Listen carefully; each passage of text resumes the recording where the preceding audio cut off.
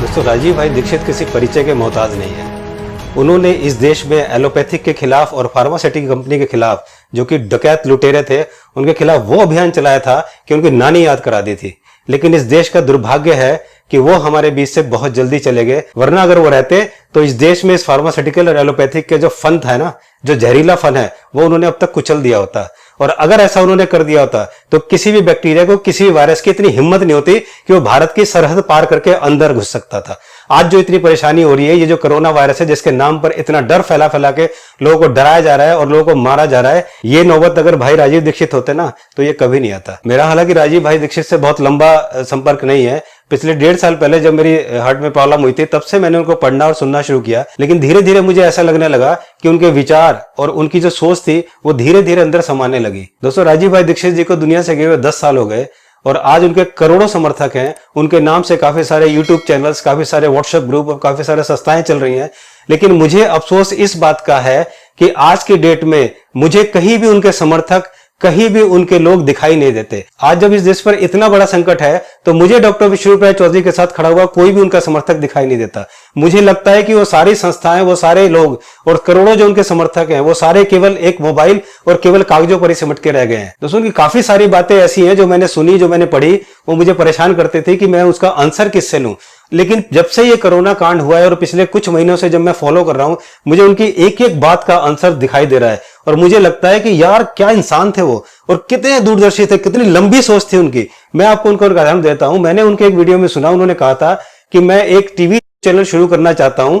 तो मैंने सोचा कि यार ये राजीव भाई जो टीवी चैनल क्यों शुरू करना चाहते हैं? लगता है इन्हें भाषण देने का बहुत शौक है। इन्हें तो घूम घूम के समाज में अपना ज्ञान बांटना चाहिए, लोगों से मिलना चाहिए, उन्हें जागरूक करना चाहिए। तो टीवी चैनल क्यों खोलना चाह रहे हैं? लेकिन आज मुझे पता लगा कि किस तरह से इस टीवी चैनल्स ने इस दुनिया में और इस तरह के भारत में कम से कम लोगों को डरा डरा कर उनकी हालत खराब कर रखी। इतना बड़ा टेरर फैला रखा है। आतंकवादी की अगर मैं उन्हें आतंकवादी की संज्ञा दूं तो वो भी कम नहीं होगी।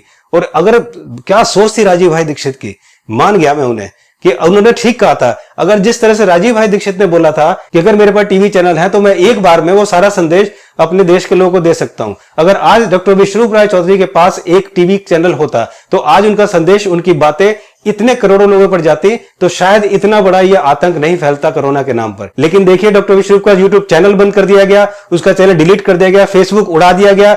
जितनी वीडियो वो डालते हैं उनको डिलीट कर देगी। मैं तो बहुत छोटा इंसान हूं, मेरी कम से कम 12-13 वीडियो डिलीट कर देगी। क्या गलत किया था उन्होंने? क्या गलत किया था? उन्होंने यही तो बताया कि किस तरह से लोग ठीक होते थे। उन्होंने अपनी फ्लू डाइट डाली, वो डिलीट कर दी गई। किस तरह से प्रॉन वेंटिलेशन में करते हैं, किस तरह से प्रॉब्लम हो तो करेंगे, वो सारी डिलीट कर दी गई। सारी कम्युनिकेशन काट दी जाती है। मैं राजीव दीक्षित के समर्थकों से कहना चाह रहा हूं कि आप देख रहे हैं कि डॉक्टर विश्वरूप राय चौधरी जाके हमारे हेल्थ मिनिस्टर से मिलते हैं, कहते हैं कि मुझे कोरोना के पेशेंट दो, मैं ठीक करूंगा। वो अपनी प्रेस कॉन्फ्रेंस करते हैं, कोई मीडिया उसको कवर नहीं करती। वो अपनी बुक्स निकालते हैं, कोई नहीं दिखाता। वो अपनी डाइट बताते हैं, कोई नहीं सुनाता। अब तक डॉक्टर विश्वरूप राय चौधरी और उनकी 450 लोगों की टीम ने 15,000 से ज्यादा पेशेंट को ठीक किया है और उसमें से एक भी पैसा नहीं लगा, एक भी दवाई नहीं हुई और एक भी पेशेंट नहीं मरा। इतनी बड़ी उपलब्धि, लेकिन क्या किसी मीडिया ने, किसी लोगों ने आपको दिखाया? क्या किसी ने बताया आपको कि ये सब हो रहा है? आपको डरने की जरूरत नहीं है। दूसरी तरफ डॉक्टर कोठारी चिल्ला चिल्ला के बता रहे हैं कि अगर ये एक महामारी है तो मुझे बताइए, मैं आपको 1 लाख रुपए दूंगा। वो चिल्ला चिल्ला कर बता रहे हैं कि मास्क पहनने से दिक्कत होगी, मास्क पहनने से आप दमे के मरीज बनेंगे। लेकिन कोई मीडिया उनको नहीं दिखा रहा, कोई लोग उनको नहीं बताने के चक्कर में आखिर लोगों की मंशा क्या है, वो चाहते क्या है, ये आप लोगों को बिल्कुल साफ दिखाई दे रहा है। महाराष्ट्र में डॉक्टर नीलेश पाटिल ने और डॉक्टर पल्लवी पाटिल ने विश्वरूप राय चौधरी की फ्लू डाइट से 3 पेशेंट को ठीक कर दिया। पेशेंट को ठीक करने के बाद जब उन्होंने लोगों को बताना शुरू किया तो महाराष्ट्र मेडिकल काउंसिल का उनके पास नोटिस आ जाता है कि अगर आपने आज के बाद इस फ्लू डाइट से ठीक किया तो आपकी डिग्री कैंसिल हो जाएगी और आपको प्रैक्टिस नहीं करने दिया जाएगा। अब बताइए इसका क्या मतलब समझेंगे? दोस्तों, मुझे यह समझ में नहीं आता कि इस देश में राष्ट्रीय प्रबंधन आपदा अधिनियम 2005 लगा हुआ है। जब ये नियम लागू है, इसका मतलब अगर कोई भी आदमी कोरोना के बारे में गलत बोलता है, गलत रिपोर्टिंग देता है तो उसमें कानूनी कार्रवाई होगी। तो अगर डॉक्टर विश्वरूप और डॉक्टर कोठारी कुछ गलत बता रहे हैं तो क्यों नहीं उनके खिलाफ कार्रवाई होती? क्यों उनका चैनल डिलीट कर दिया जाता है? क्यों उनकी वीडियो डिलीट कर दी जाती है? क्योंकि वो सही जानकारी किसी को दे रहे तो डिलीट कर देते हैं। क्यों नहीं उनको गिरफ्तार किया जाता? जितना मैं भाई राजीव दीक्षित को जानता हूं, मुझे नहीं लगता कि आज उनकी आत्मा सुखी होगी, आज उनकी आत्मा शांति से होगी। उन्हें तो ये नहीं समझ में आ रहा कि मैंने इतने साल इंडिया में रहकर किया क्या। मेरे इतने करोड़ों समर्थक हैं, लेकिन मुझे समर्थक के कहीं भी प्रेजेंट दिखाई नहीं दे रहा। क्या कर रहे हैं मेरे समर्थक? क्यों नहीं आके निकलते? क्यों नहीं लोगों को जागरूक करते?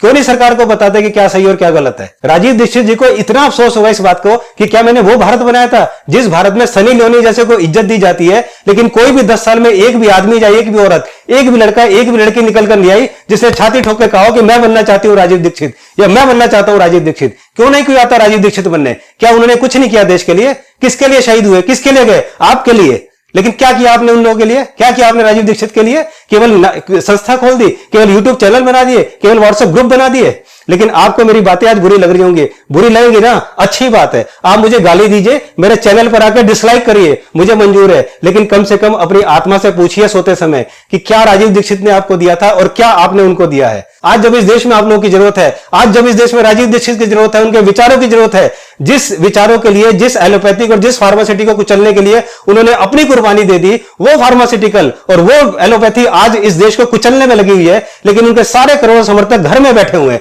केवल व्हाट्सएप ग्रुप पे चैट करते फिरते हैं और केवल यूट्यूब पे अपनी वीडियो डाल के चुप हो जाते हैं। दोस्तों, अगर आप चाहते हो ना कि थोड़ी सी भी श्रद्धांजलि देना राजीव दीक्षित जी को, तो आप निकल के आइए डॉक्टर विश्वरूप राय चौधरी, जो कि अकेले इस वर्ड से, इस संसार से लड़ाई कर रहे हैं, उनका साथ दीजिए और दूसरे को बताइए कि ये देश जो है आयुर्वेदा का है, ये देश नेचुरोपैथी का है, ये देश यूनानी और होम्योपैथी का है। इस देश में एलोपैथी की वो जरूरत नहीं है, इस देश में फार्मास्यूटिकल्स की जरूरत नहीं है। जो राजीव भाई दीक्षित कहते थे वो भारत बनाइए। तो अब आप पूछेंगे कि हमें करना क्या है? तो दोस्तों, आपको सिर्फ 2 काम करने हैं। सबसे पहले इस वेबसाइट पर जाइए www.vishrup.com/nicebook। इस बुक को आप डाउनलोड कीजिए। इस बुक के शुरू के 70 पेज पढ़ लीजिए, आपको सारी कहानी पता लग जाएगी कि ये कोरोना है क्या। और उसके बाद आप उसको पढ़ने के बाद, समझने के बाद, अपने क्षेत्र के जितने भी विधायक, मंत्री, नेता या जितने भी आपके बड़े बड़े लोग हो, उनके पास जाइए और कहिए कि डॉक्टर विश्वरूप राय चौधरी ये बात कर रहे हैं कि कोरोना नाम की कोई चीज नहीं है और उन्होंने अपने 450 एक्सपर्ट के साथ 15,000 लोगों को ठीक कर दिया। ये उनके रिकॉर्ड हैं और रिकॉर्ड उनके पास ऑफिस में अवेलेबल है। और आपकी जो मिनिस्ट्री है, आपके जो डॉक्टर्स और बड़े बड़े जो कि लॉकडाउन कर रहे हैं, मास्क लगाने तो बोल रहे हैं, सैनिटाइज करने को बोल रहे हैं, वो किस साइंस पे बोल रहे हैं? क्या आपके पास कोई उसका लॉजिक आंसर है? अगर है तो आप दीजिए। पूरी मीडिया को बुलाइए, पूरी मीडिया के सामने एक तरफ डॉक्टर विश्वरूप राय चौधरी उनकी टीम को बिठाइए, एक तरफ हेल्थ मिनिस्ट्री को बिठाइए, आईसीएमआर को बिठाइए, आयुष मंत्रालय को बिठाइए और पूछिए कि कौन साइंटिफिक है। अगर वो साइंटिफिक नहीं है, वो गलत है, तो उनके खिलाफ कार्रवाई कीजिए और अगर ये गलत है तो इनके खिलाफ कार्रवाई कीजिए। लेकिन देश में लोगों को मारा क्यों जा रहा है? अब आप में से बहुत सारे अंधभक्त होंगे, अंधभक्त भगवान के, अंधभक्त पैसे के और अंधभक्त किसी पॉलिटिकल पार्टी या नेता के। और वो अंधभक्त कहेंगे अच्छा मानस तू बड़ा चला नेता बनने। तो मैं उनको बता देना चाहता हूं कि मुझे नेतागिरी नहीं बनना, मुझे नेतागिरी करने का या मुझे हीरो बनने का कोई शौक नहीं चढ़ा। लेकिन जब मैंने देखा कि 16 मजदूर ट्रेन से कटकर मर जाते हैं और उसके बाद वो अंधभक्त बोलते हैं कि ये मजदूर इसलिए कटे हैं, इन्हें पता नहीं था ट्रेन के नीचे लेट गए। मैं उन अंधभक्तों से कहना चाहता हूं कि वो मजदूर बहुत सीधे थे, बहुत सादे थे। उन्हें यह पता था कि लॉकडाउन चल रहा है, उन्हें यह पता था कि यहां पर लॉकडाउन चल रहा है और ट्रेन बंद है। लेकिन उन बेचारों को यह नहीं पता था कि मालगाड़ियां चल रही हैं। जब मैंने देखा कि एक बाप अपने बेटे को गोद में लेकर और डॉक्टर के पास जा रहा है, हॉस्पिटल के पास जा रहा है, लेकिन डॉक्टर उसको देख नहीं रहे और उस बच्चे के हाथ में, उस बाप के हाथ में उसका बच्चा मर जाता है और मरता जो, और मैं वो देख नहीं सका। लेकिन जितने ही अंधभक्त हैं, जिस दिन तुम्हारे हाथ में तुम्हारे बच्चों की लाश होगी ना, तुम्हें उस दिन पता लगेगा कि क्या सही और क्या गलत है। और मेरी बात को याद रखना, ये मत समझना कि भगवान सब देख रहा है, ये मत समझना कि तुम्हारा कुछ नहीं होगा, तुम पावरफुल हो, तुम पैसे वाले हो। जिस तरह से गरीब मारे जा रहे हैं ना, और जिस तरह से गरीब मर रहे हैं, तुम्हारे हाथों में भी जब तुम्हारे बच्चों की लाशें होंगी ना, तब तुम्हें समझ आएगा, तब तुम्हारी अंधभक्ति खत्म होगी। लेकिन उस दिन सब कुछ लूट चुका होगा, तुम्हारे पास कुछ नहीं होगा। मैं इस देश के सब लोगों से अपील करना चाहता हूं, आप पैसे वाले हो, बिजनेसमैन हो, आप डॉक्टर हो, आप इंजीनियर हो, आप आईटी प्रोफेशनल हो, आप चाहे कोई भी हो, लेकिन ये समस्या सबके साथ है। जो आज इस देश के लोगों के साथ हो रहा है वो कल सबके साथ होगा। तो मेरी आपसे आग्रह है कि प्लीज इस सच्चाई की लड़ाई में डॉक्टर विश्वरूप राय चौधरी का साथ दीजिए, आइए और उनका साथ दीजिए ताकि सच की जीत हो सके। और दोस्तों, मैं चाहता हूं कि इस देश में हर घर से ये आवाज आए कि मैं राजीव दीक्षित बनना चाहता हूं, हर घर से ये आवाज आए कि मैं राजीव दीक्षित बनना चाहती हूं। और तभी हम उनको एक सच्ची और सही श्रद्धांजलि दे सकते हैं, तभी हम उनको बता सकते हैं कि आपने जो कुछ किया है वो व्यर्थ नहीं है। और दोस्तों, जब इतनी भावना आपके अंदर हो ना कि मुझे राजीव दीक्षित भाई के लिए कुछ करना है, मुझे देश के लिए कुछ करना है, तो अपनी फोटो पे माला चढ़ा के जरूर आना। क्योंकि ये जो अंधभक्त है ना, वो आपको इसी बात से डराते हैं कि तुम भी राजीव दीक्षित की तरह मार दिए जाओगे, इसलिए अपनी मौत का क्रियाक्रम पहले करके आना ताकि आपके अंदर से डर खत्म हो जाए। और अगर इतनी हिम्मत ना हो ना, तो आज के बाद कभी ये मत कहना कि मैं राजीव दीक्षित का समर्थक हूं, कभी ये मत कहना कि मैं राजीव दीक्षित को प्यार करता हूं, कभी ये मत कहना कि मैं राजीव दीक्षित को फॉलो करता हूं। डिलीट कर देना उनके सारे यूट्यूब चैनल, डिलीट कर देना उनके व्हाट्सएप ग्रुप, और कभी फिर उनकी बात मत करना। दोस्तों, मैं चाहता हूं कि इस देश के लोग जागरूक हों, क्योंकि जागरूकता से ही बचा जा सकता है। चाहे वो हेल्थ डिपार्टमेंट हो, चाहे वो एजुकेशन डिपार्टमेंट हो, इन दोनों ने इस देश की ऐसी की तैसी करके रख दी है। तो दोस्तों, अगर आप जागरूक बनना चाहते हैं तो मेरी आपसे रिक्वेस्ट है कि मेरे इस चैनल से लाखों करोड़ों लोगों को जोड़िए, बनाइए उनको सब्सक्राइबर, ताकि हम सब मिलकर इस देश को वो भारत दे सके जिस भारत की कल्पना राजीव दीक्षित ने करी थी, ताकि ऊपर बैठ के वो भी सोच सके कि मेरा बलिदान व्यर्थ नहीं गया है। हमें राजनीति नहीं करनी, हमें सरकार के खिलाफ नहीं जाना, लेकिन हम वो सरकार चाहते हैं जो देश के लिए, जनता के लिए सही नीति बनाए और देश की जनता को लाठियों से पीटे ना। अगर आप लोगों में से किसी को मेरी बात बुरी लग गई हो तो मैं उसके लिए सॉरी बोलता हूं, लेकिन मैं रोक नहीं पाया अपने आप को। और मैं आपसे वादा करता हूं कि अगर आप लोग साथ में है ना, तो ये बहुत अच्छा देश बनेगा। मिलकर इसको बहुत अच्छा बनाएंगे, जहां पर हम सुख से, शांति से और एक भाईचारे से रह सके। इस कोरोना ने भाईचारे तक को खत्म कर दिया है। आज भाई भाई को हाथ लगाने को तैयार नहीं है। क्या हमारा देश ऐसा था? हमारा देश बिल्कुल ऐसा नहीं था। फिर मिलता हूं दोस्तों जल्दी ही आपको, और तब तक फिर आपसे रिक्वेस्ट है, बिल्कुल मत डरो, सबकी हेल्प करो, सबको इस डर से निकालो।